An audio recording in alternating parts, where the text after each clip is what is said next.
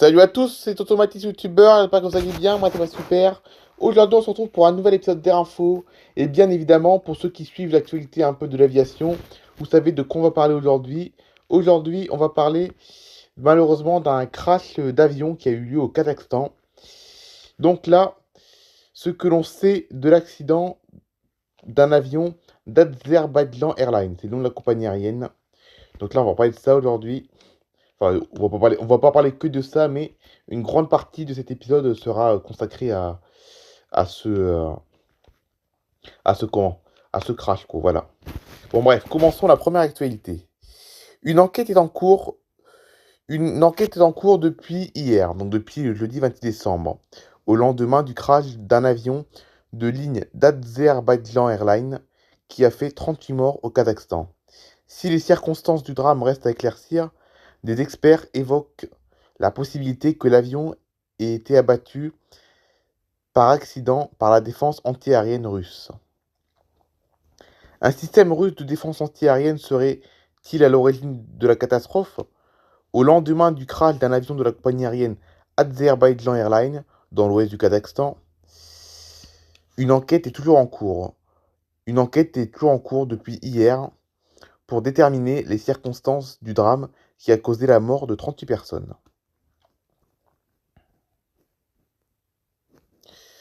Des experts militaires et d'aviation ont affirmé que l'appareil, qui survolait une zone du Caucase russe où une attaque de drone a été reportée, aurait pu être abattu par accident par un système russe de défense antiaérienne. Les autorités du Kazakhstan, proche allié de la Russie, ont aussitôt dénoncé des spéculations, tandis que Moscou a jugé inapproprié d'émettre des hypothèses avant les conclusions de l'enquête. Que s'est-il passé? Ce mercredi 25 décembre, le jour de Noël, un appareil Embraer 190 d'Azerbaïdjan Airlines effectuait un vol entre la capitale azerbaïdjanaise Bakou jusqu'à Grozny, en, Tchétchénie, une région en Russie, avec 62 passagers et 5 membres d'équipage à bord. Dans un premier temps, l'appareil suit son itinéraire habituel le long de la côte ouest de la mer Caspienne. Selon les données du, selon les données du service Flight Radar 24 qui permet de suivre le mouvement des avions. Cependant, il disparaît des radars dans l'espace aérien russe, avant de réapparaître au large des côtes du Kazakhstan, de l'autre côté de la Caspienne, à des centaines de kilomètres de Grozny. L'appareil a subi durant son vol d'importantes interférences GPS, selon Flight Radar 24. L'avion tourne ensuite en rond près de la ville kazakh d'Aktaou, avant de s'écraser. Des images publiées par des médias russes montrent l'avion percuter le sol, suivi d'un gigantesque incendie. D'autres vidéos montrant l'avion au sol, partiellement calciné avant l'avant de l'appareil ayant été détruit. Quel est le bilan de l'accident? 37 ressortissants azerbaïdjanais, 16 citoyens russes, 6 kazakhs et 3 Kirghizes se trouvaient à bord de l'appareil, selon les autorités kazakhes. D'après la même source, 38 personnes sont mortes dans l'accident et 29 survivants, dont 3 enfants, ont été hospitalisés. Le président azerbaïdjanais Ilham Aliyev a interrompu mercredi sa visite en Russie et a décrété une journée de deuil national. Son homologue russe, Vladimir Poutine, a lui exprimé ses condoléances lors d'une conversation téléphonique, selon le Kremlin. Le ministère kazakh de l'Intérieur a ouvert une enquête pour violation des règles de sécurité et d'exploitation du transport aérien. L'avion a-t-il été abattu par la défense antiaérienne? Azerbaïdjan Airlines a affirmé dans un premier temps que l'avion avait percuté une nuée d'oiseaux, avant de retirer cette information. Cette version a aussi été évoquée par l'agence de l'aviation civile russe, Rosaviastia. Des experts de l'aviation jugent cette théorie peu probable. Le département régional du ministère kazakh de la Santé a, lui, fait état de l'explosion d'un ballon à bord de l'appareil, sans plus de précision. Plusieurs experts militaires et d'aviation ont affirmé commentant des impacts visibles sur l'épave de l'appareil, qui avait pu être abattu par accident par un système russe de défense antiaérienne lors de son approche de son aéroport de destination, tandis que des attaques de drones ukrainiens avaient été rapportées en Tchétchénie ces dernières semaines. Des trous visibles sur le fuselage de l'avion sont parmi les éléments cités pour soutenir cette piste. Les traces qu'on voit sur l'avion laissent quand même penser que c'est assez probable qu'il ait été abattu par un missile, a déclaré Jean-Paul Troidec, ancien directeur du bureau d'enquête et d'analyse pour la sécurité de l'aviation civile. Un responsable américain, s'exprimant sous couvert de l'anonymat, a également pointé vers la responsabilité d'un système russe de défense antiaérienne. Le porte-parole du Kremlin, Dmitri Peskov, a lui jugé qu'il serait inapproprié d'émettre des hypothèses avant les conclusions de l'enquête. Deuxième actualité, qui est bien évidemment toujours malheureusement le crash de l'avion au Kazakhstan, des experts mettent en cause la Russie. Dans l'affaire du crash d'avion au Kazakhstan, des experts mettent en cause le système de défense antiaérienne russe. Dans un champ de l'ouest du Kazakhstan, les restes calcinés d'une partie de l'avion sont encore présents. À l'arrière de l'épave, on peut apercevoir des trous bien visibles qui pourraient être la marque d'une attaque par un missile antiaérien selon de nombreux experts en aéronautique. L'avion aurait-il été abattu par le système de défense antiaérien de la Russie? Oui, selon un responsable américain.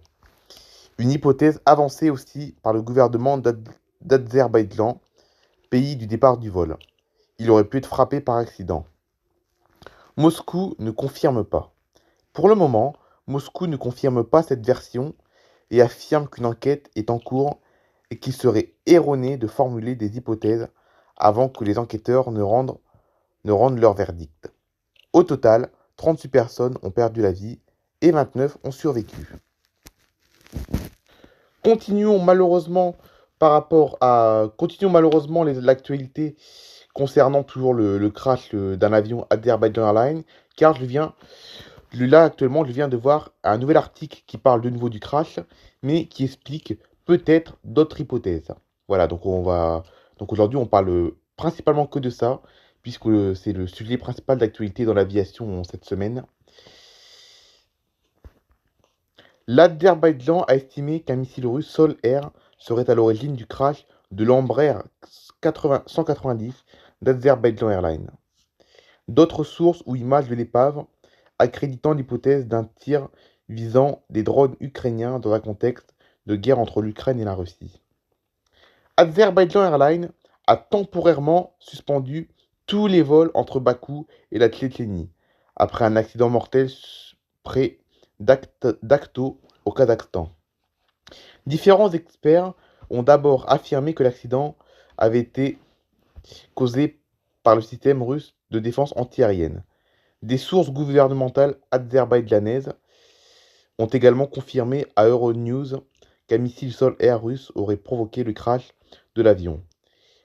L'avion de ligne, un Embraer 190, transportant 62 passagers et 5 membres d'équipage, s'est écrasé à environ 3 km de l'aéroport après avoir été dérouté et tenté un atterrissage d'urgence mercredi 25 décembre.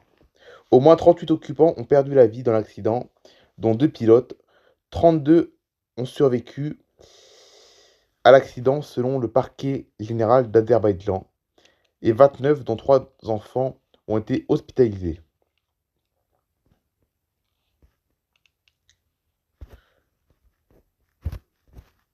Bon, pour l'actualité, je ne sais pas si on aura le temps de tout lire, parce qu'il y a plein de choses à lire. Plus de choses que dans les deux premières actus. La cause de l'accident fait l'objet d'une enquête criminelle ouverte par le bureau du procureur général d'Azerbaïdjan. Les autorités examinent diverses possibilités, notamment des dysfonctionnements techniques potentiels et des conditions météorologiques défavorables, ce qui suscite désormais beaucoup d'interrogations. C'est qu'en voyant l'empennage de l'avion, ainsi que les stabilisateurs horizontaux et verticaux, il apparaît qu'ils ont été endommagés par des éclats d'obus, selon des images vidéo circulant sur les réseaux sociaux. Les enquêtes se poursuivent après la récupération des boîtes noires de l'avion. Dans un premier temps, Andriy Kovalenko, chef du Centre de lutte contre la désinformation du Conseil national de sécurité et de défense ukrainien, avait publié sur X dès mercredi. Ce matin, un avion Embraer 190 d'une compagnie aérienne azerbaïdjanaise volant de Bakou à Grozny a été abattu par un système de défense aérienne russe. Il a cité des images vidéo de l'intérieur de l'avion qui montrent des gilets de sauvetage perforés.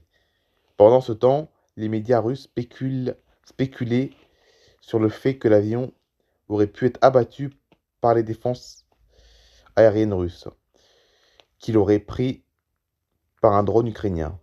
La chaîne Telegram Fighter Bomber, qui serait dirigée par Ila Tumanov, un capitaine de l'armée russe, a diffusé une vidéo montrant des trous dans l'épave de l'avion qui, selon certains, ressemblent au type de dégâts causés par un bombardement ou une explosion avec des éclats d'obus. Donc là, évidemment, pour l'enquête, évidemment, comme on peut le voir sur cette vidéo de l'enquête, on va pouvoir regarder des vidéos filmées après le crash. Regardez. Donc là, on voit bien, regardez, des éclats d'obus sur la... Donc là, le truc bleu que vous voyez, c'est la carlingue de l'avion, hein. Là, c'est la carlingue de l'avion après le crash.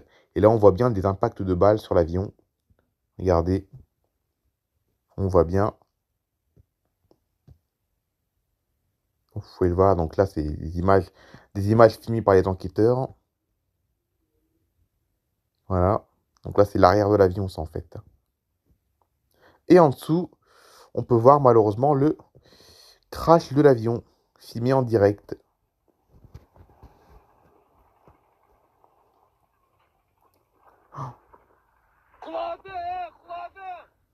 Voilà.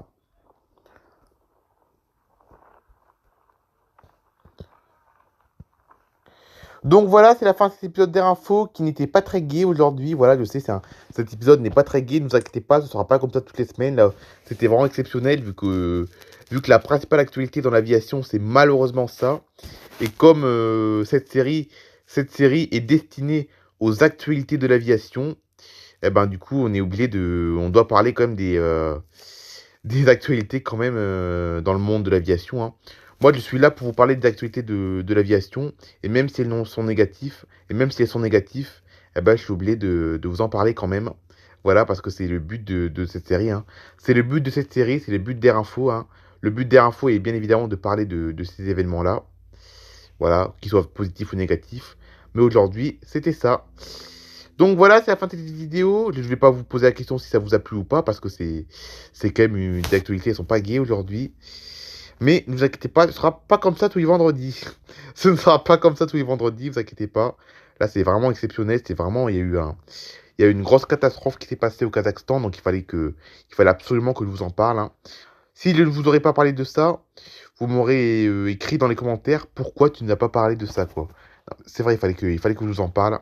Sinon, les gens, ils m'auraient demandé pourquoi je n'aurais pas parlé du crash, s'ils n'en auraient pas parlé. Donc voilà. Allez, bye bye tout le monde. On se retrouve demain pour une histoire Playmobil.